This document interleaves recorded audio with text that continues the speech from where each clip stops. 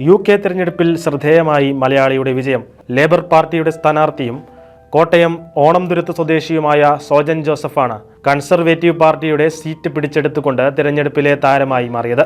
ഇംഗ്ലണ്ടിലെ പൂന്തോട്ടം എന്നറിയപ്പെടുന്ന കെൻ കൗണ്ടിയിലുള്ള ആഷ്ഫഡ് മണ്ഡലത്തിൽ നിന്നാണ് സോജൻ ജോസഫ് വിജയിച്ചത്.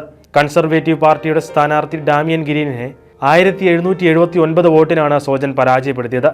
സോജൻ ജോസഫിന് 15,262 വോട്ടുകൾ ലഭിച്ചപ്പോൾ ഡാമിയൻ ഗ്രീനിന് 13,484 വോട്ടുകൾ മാത്രമേ ലഭിച്ചുള്ളൂ. റിഫോം UKയുടെ ട്രിസ്റ്റോം കെന്നഡി ഹാർപ്പർ 10,000-ലേറെ വോട്ട് പിടിച്ചതാണ് സോജന്റെ വിജയത്തിൽ നിർണായകമായത്. ലേബർ പാർട്ടിയുടെ സാമൂഹിക പ്രവർത്തനങ്ങളിലൂടെയാണ് സോജൻ ജോസഫ് ശ്രദ്ധേയനാകുന്നത്.